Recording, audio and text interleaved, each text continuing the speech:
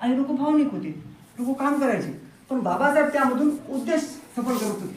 For example तुम्हाला सांगतो, मला बाबासाहेबांची बऱ्याचशा गोष्टी वाचनानंतर समजले की बाबासाहेब लिखाणात वेगळं लिहित होते आणि विचारात वेगळं होतं.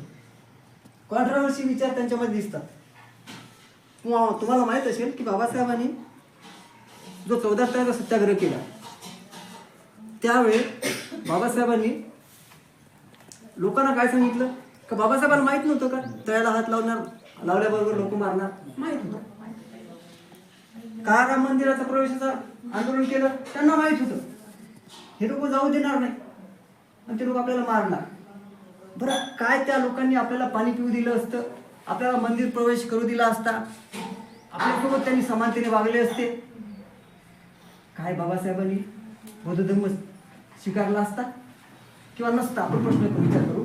आपण म्हणतो ना, आपण बाबासाहेब आपल्याला त्या लोकांनी पाणी पिऊ दिलं नाही किंवा मंदिर प्रवेश करू दिला नाही किंवा सामूहिक भोजनावळीमध्ये आपल्याला सोबत बसू दिलं नाही, म्हणून बाबासाहेबांनी बौद्ध धर्म स्वीकारला. बाबासाहेबाला शंकराचार्य जरी बनवलं असतं, मी काय म्हणतो, बाबासाहेबाला ब्राह्मण धर्माचा शंकराचार्य जरी बनवलं असतं तरी बाबासाहेबांनी त्या धर्मामध्ये किंवा त्या धर्माला लाथ मारली असती. याचं कारण काय? कारण जे धर्म विषमतेच्या विरोधामध्ये आहे, मी पहिल्यांदाच बोललो की बुद्धांनी काय केलं होतं, बुद्धांनी आयुष्यभर विषमतेच्या विरोधामध्ये कार्य केलं. जो धर्म विषमतावादी आहे त्या धर्माला ते लाथाडणार. त्यामध्ये शंकराचार्य जरी बनवलं, आपल्या लोकांना जरी सगळं महाराज जरी बनवलं, सगळं महाराजला शंकराचार्य बनवलं, तरी त्या धर्मात राहायचं नाही. हा बाबासाहेबांची कॉन्सेप्ट केली मला असं वाटतं. कारण बाबासाहेबांचा उद्देश होता समता, स्वतंत्रता, बंधुता व न्याय. हे ऑब्जेक्ट बाबासाहेबांनी जीवनभर चालवलं. तुम्हाला माहित असेल की समता 14 तारखेच्या सत्याग्रहाच्या वेळेस त्यांनी सांगितलं की हे 4 तत्व आहे, हे 4 तत्व मी बुद्धाकडून घेतली आणि त्यानुसार त्यांनी आचरण केलं, आयुष्यभर आंदोलन केली. आणि प्रत्येक गोष्टीच्या वेळेस, महत्त्वपूर्ण गोष्टीच्या वेळेस त्यांनी सांगितलं की माझा उद्देश दुसरा काही नाही, की हे 4 तत्व समता, स्वतंत्रता, बंधुता व न्यायाच्या आधारावर समाज आणि राष्ट्राची निर्मिती करणं हा माझा उद्देश आहे. माझा दुसरा कुठलाही उद्देश नाही.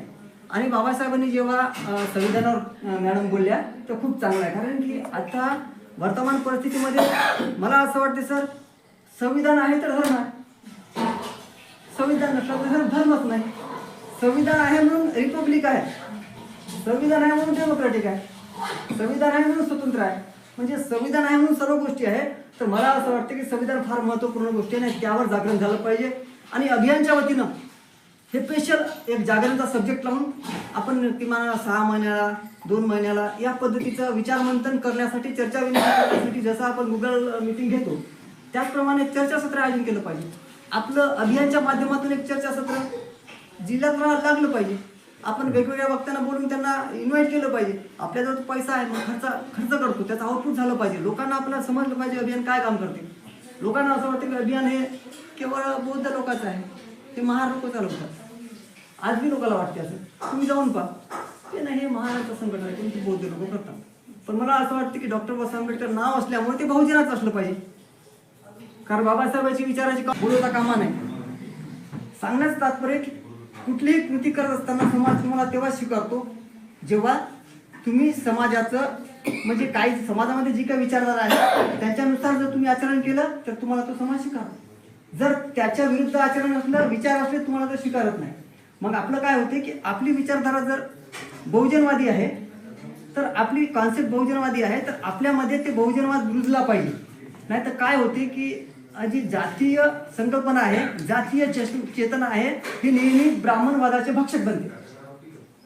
ब्राह्मण काय करतात, प्रत्येक जातीला एकत्रित करण्याचा प्रयत्न करतात.